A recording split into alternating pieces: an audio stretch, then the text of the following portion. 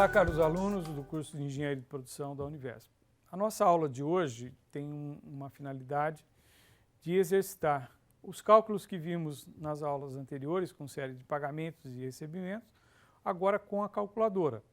E, mais uma vez, vamos relembrar a facilidade que temos com a utilização do instrumento eletrônico, mas a necessidade de cumprir as exigências conceituais que são muito importantes para que a calculadora ou a planilha, qualquer outro instrumento eletrônico, possa nos ajudar a fazer os cálculos com a precisão que precisamos, e isso todo recurso eletrônico pode fornecer, mas também tem que existir aquele compromisso de termos a segurança que as informações foram devidamente inseridas e, portanto, o cálculo está correto, né? Mais do que a velocidade de cálculo é a certeza que o cálculo está correto. Senão a gente vai ter um cálculo, como já disse, feito de forma rápida, mas errado. Então, hoje a nossa aula está destinada a trabalhar os conceitos de série de pagamentos que vimos nas aulas anteriores, mas agora com o recurso da calculadora e não mais com a fórmula. Então, na sequência de conteúdo que nós temos programado, nós ainda estamos aqui nas séries de pagamentos. Relembrando as características de uma série, né? Nós já vimos essas situações e mesmo trabalhando com a calculadora, elas continuam com a sua validade. Se eu não respeitar essas características, como nós já comentamos em aula anterior, eu vou com certeza errar o cálculo. Então eu vou fazer um cálculo rápido e não preciso. Errado.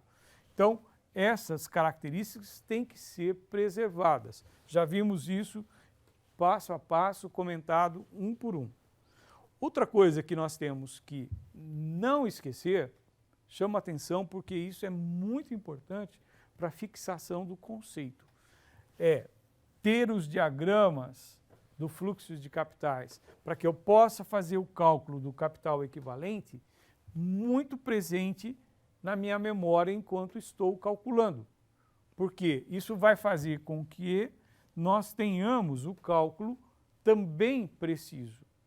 Então, não economizem tempo em fazer o diagrama. É muito importante adquirir a segurança com o cálculo, mas é muito importante adquirir a segurança com o conceito, para que as duas coisas juntas, quando eu utilizo a calculadora, eu vou ter com certeza muita rapidez e qualidade nos cálculos em que vou praticar.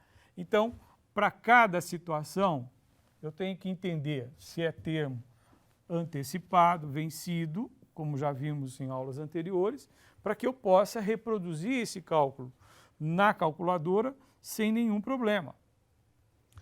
E se houver na transação o pacto da carência, ou seja, combinar que eu não vou fazer nenhum pagamento no início, por algum motivo, eu com certeza vou ter que fazer cálculos diferentes com a calculadora também. Então, cada uma dessas séries, elas têm diferenças, elas têm situações que eu tenho que contemplar pelas fórmulas e pelas situações da calculadora também. As fórmulas que nós vimos continuam valendo. Então, se eu quero conhecer o valor presente de uma série, está aqui a fórmula. Elas não foram modificadas para que a gente trabalhe na calculadora. Muito pelo contrário. Estas fórmulas estão pré-programadas em qualquer dispositivo eletrônico, seja uma calculadora, ou seja a planilha Excel ou qualquer outro instrumento de cálculo. Muito bem, então vamos fazer alguns exemplos utilizando o que nós já vimos em aulas anteriores, só com a fórmula, mas hoje vamos praticar com a calculadora. Então, nesse primeiro exemplo, nós vamos estruturar aqui a mesma linha que fizemos em aulas anteriores. Eu tenho a questão a ser solucionada, tenho a fixação, então eu vou sempre reproduzir o fluxo de capitais para que vocês fixem exatamente o que temos que imaginar com o cálculo em si da calculadora que estamos colocando aqui como solução desse problema.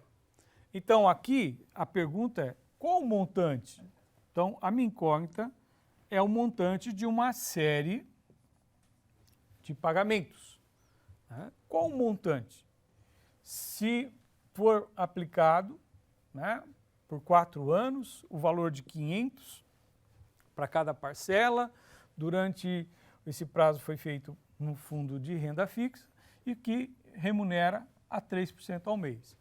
Então, os mesmos procedimentos, pessoal, que nós fizemos em aulas anteriores.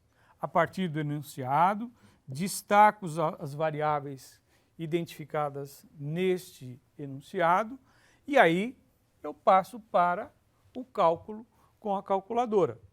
Né? Aqui nós fizemos essa mesma situação, mas transportamos essas informações para a fórmula. Agora nós estamos trabalhando com a calculadora. E aí, aquela sequência, o passo a passo, né, que vamos sempre começar e destacar, limpando todos os registros armazenados anteriormente na calculadora. Como disse já em aula anterior, para que isso não cause nenhuma interferência no cálculo desta solução. Então, a sequência de, digamos assim, informar a calculadora, ela não precisa necessariamente de uma ordem. Eu posso começar por qualquer ordem. A preferência é de quem está calculando. Mas aqui a gente padronizou. Eu começo sempre com o valor. Então aqui o caso de valor é 500 e eu informo que esse 500 é o valor de parcela. Eu informo o número de parcelas, conforme o enunciado. Informo para a calculadora, olha, 48 se refere ao número de períodos ou parcelas. E 3 é a taxa de juros pactuadas nessa transação. Quando eu faço a inserção dessas informações, ela tem 3 valores armazenados ou 3 armazenamentos nas suas memórias de função financeira, e aí eu posso combinar pedindo a ela que me dê qual é o valor futuro dessa transação. E isso que a gente vai ver lá no visor. Né? O número aparecendo como negativo, como eu já expliquei em outra aula, isso sempre vai ocorrer porque eu informei um número positivo e ela vai entender que o segundo valor é um número contrário, negativo. Então, o que acabamos de calcular aqui? Que se eu depositar em um fundo R$500 por 4 anos, a 3% ao mês, no final eu vou ter 52.204,20. Ou seja, 48 depósitos ou 48 aplicações de R$500 capitalizam por 3% ao mês um valor de 52.204,200. Ou seja, esse capital é equivalente de 48 aplicações. E neste exemplo, o que nós temos? Quanto uma pessoa terá que aplicar mensalmente num fundo, na mesma situação de reservar valores, poupar, mas por 5 anos e quer resgatar 200 mil ao final de 5 anos, ou seja, 60 meses. Então, sabendo que é 2% ao mês, como vai ser o valor que eu tenho que poupar ou depositar, aplicar mensalmente. Então, mesma sequência, identifico o que está contido no enunciado do problema e transponho isso para a calculadora na sequência que nós já vimos. Então, limpo os registros, começo a identificação de valor, prazo, taxa, vou informando progressivamente e aí até termos apenas uma variável no caso aqui, quer saber o valor da parcela. Portanto, nós vamos identificar aqui o valor no visor, né, de R$ 1.753,59. Ou seja, para acumular 200 mil daqui a 5 anos ou 60 meses, a uma taxa de 2% ao mês, eu preciso poupar, aplicar mensalmente R$ 1.753,59. Então, 200 mil em 60 parcelas de R$ 1.753,59 são capitais equivalentes ao longo do tempo, mediante uma taxa de 2% ao mês. Neste caso, nós temos como incógnita, né, conhecer o valor atual ou o valor presente, né? Quer saber o valor aqui, na data de hoje, na data zero. Então, será uma série de 24 prestações mensais de R$ 3.500 e a taxa pactuada é 4% ao mês. Então, vamos à sequência de introdução dessas informações na memória da calculadora e elas estão destacadas aqui do lado esquerdo, que representam as informações transpostas do texto para aqui. Então, mais uma vez, começando por limpar registros, digitar valor, prazo, taxa, e aí eu tenho a última variável, 53.364,37, ou seja, o capital equivalente na data de hoje, de 24 parcelas de R$ 3.500, quando existe uma taxa de juros envolvida nesse contrato de 4% ao mês, né, dá um equivalente a valores de hoje de 53.364,37. Isso significa alguém dizer o seguinte: você quer receber 53.364,37 hoje ou receber em 24 parcelas de 3.500? O que você prefere? Porque do ponto de vista de matemática financeira, os dois capitais são equivalentes. Ninguém vai ganhar mais ou menos, né, nenhuma das partes, se for respeitada essas características. Ou seja, isto é equivalente a uma série de 24 prestações iguais, de 3.500. Exatamente a mesma coisa. E aí eu estou comparando esse capital em parcelas equivalente a um único valor numa mesma data, que é um dos princípios básicos que nós vimos nas nossas primeiras aulas. Então, eu não posso somar capitais que têm nominação ou capital nominal em datas diferentes e somando isso numa outra data. Mais um exemplo. Nesse exemplo, pessoal, nós temos uma situação de um empréstimo de 30 mil e quer se descobrir qual será a prestação para pagar esse empréstimo, mas conhecendo o valor presente. Nos exemplos anteriores, a gente conhecia o valor futuro da transação. Então, quer saber o valor da prestação a partir de um valor presente de 30 mil, vai ser em 12 parcelas e uma taxa de juros de 3,5%, como está destacado aqui. Okay? Então, listei as variáveis conhecidas e a não conhecida e vou para a calculadora agora fazer o cálculo. E sigo o mesmo procedimento de cálculo, né? Vou fazendo a inserção de valor, prazo, taxa e busco a última variável, que nesse caso é conhecer o valor da prestação a partir de um valor de empréstimo aqui na data zero. E neste caso, a equivalência de capitais por essas condições de 12 prestações e uma taxa de 3,5% é essa informação que temos aqui, 3.104,52. Né? Sempre destacando que não se assustem com um número negativo aqui. Então, mais um exemplo. E aqui é uma das coisas boas de termos o recurso eletrônico, porque a rapidez com que calculamos essas situações de desconhecer a taxa de juros de uma transação é extremamente mais rápido fazer pela calculadora do que fazer a situação de cálculo por fórmula, como nós já vimos anteriormente, e fazer todo o processo de interpolação linear de valores ou logaritmos, enfim. O cálculo é mais complexo, mas não quer dizer que ele não seja possível. Tá? Então, nós temos que manter o mesmo padrão que nós vimos anteriormente. Nós queremos saber aqui qual é a taxa que, digamos, foi combinada numa determinada transação. O valor foi de 100 mil, foi combinado 18 parcelas e foi fixado o valor de 7.270,87.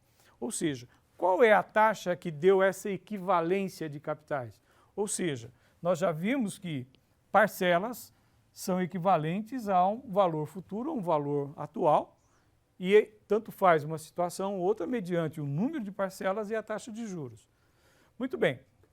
Então, identifico as variáveis e vou para a calculadora inserir essas variáveis nas suas memórias financeiras, das funções financeiras. Então, mesmo princípio, informo que tem que ser limpado todos os registros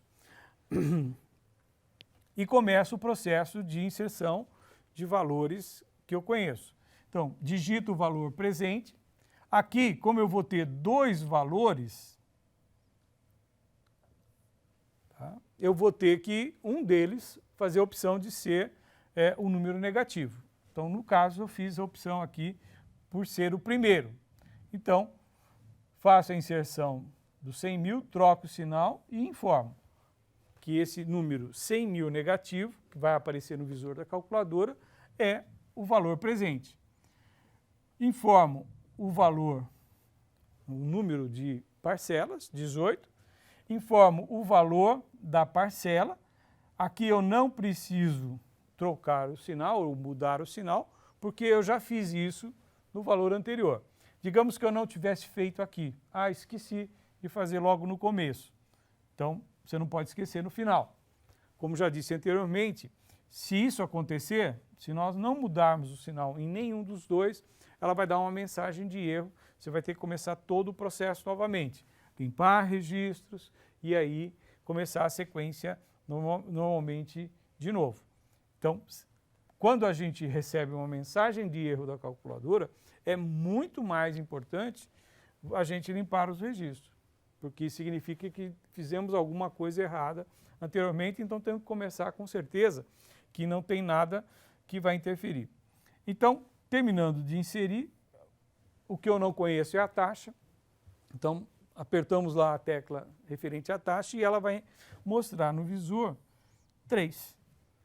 Ou seja, se eu estou trabalhando com parcelas mensais, eu sei que esse 3% é ao mês. Então, a taxa de juros que ficou embutida nessa equivalência de capitais é a taxa de 3% ao mês. Então, este é o equilíbrio, né, que a nossa função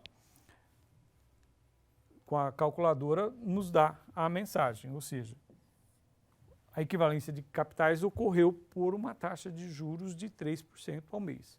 Essa é a leitura que eu faço desse número. Né? Uma coisa que eu chamo a atenção é isso, pessoal. A calculadora nos ajuda a dar um número, mas eu preciso exercitar a entender o significado desse número. Porque o número que aparece aqui no visor é um número frio, é um número. Agora, qual o significado dele? Eu só vou conseguir entender o significado se eu tiver com tudo isso aqui muito bem mentalizado na minha cabeça, né? Então, estou fazendo uma equivalência de capitais, estou respeitando um determinado fluxo de capital e respeitando situações definidas por um determinado contrato. Então, esse enunciado, ele é o resumo de alguma transação. Então, é isso que a gente tem que respeitar, porque senão a gente não vai nunca entender o grande recurso que a calculadora pode nos dar. E por último, nós temos a situação bem tranquila também para fazer com a calculadora em relação à utilização de fórmulas. É quando eu quero saber o número de parcelas, né? Eu tenho que trabalhar mais matematicamente as fórmulas para conseguir essa informação. Com a calculadora, não. Nós vamos seguindo a disciplina e os conceitos que a gente vai chegar rapidinho à informação. Então, mais uma vez, do enunciado que representa um contrato, eu transfiro para a identificação das variáveis. Pego essas variáveis e transponho para a calculadora, inserindo de acordo com as exigências com a calculadora. Limpando o registro, digito o valor, troco o sinal de um deles, poderia ser o de baixo, como a gente já falou. A taxa agora é a nossa conhecida e não conheço o prazo ou o número de parcelas. Eu sei que eu vou pagar 15 mil, né? Mas por quanto tempo? Essa é a pergunta. Calcular o número de parcelas. Então, quantas parcelas eu vou pagar de 15 mil para que eu honre o que eu contratei de financiamento? 49.882,65. E aí vai aparecer no visor o número 6. Muito bem, 6 parcelas semestrais eu vou ter que pagar de 15 mil reais para que eu possa saldar o empréstimo que fiz a uma taxa de 20% ao semestre. Então, 6 parcelas semestrais. Número de parcelas semestrais é o que é pedido. Então, eu preciso alinhar os números com a interpretação. Por isso que eu chamo a atenção que a forma de alinhar os conceitos é praticar.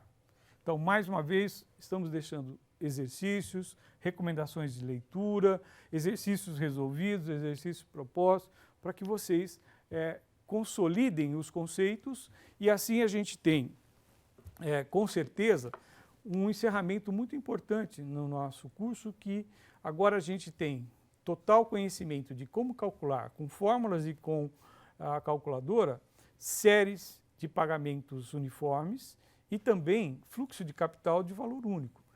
Com isso a gente tem uma gama de informação, um volume de conhecimentos que a gente com certeza vai resolver qualquer tipo de solução em que exija equivalência de capitais, ou seja, o equilíbrio entre o capital utilizado e a remuneração desse capital, como a gente viu lá na nossa primeira aula. A importância do reconhecimento do dinheiro, do valor do dinheiro ao longo do tempo e a equivalência de capitais, que são dois conceitos extremamente importantes para quem lida na área financeira. Então, boas atividades e até a nossa próxima aula.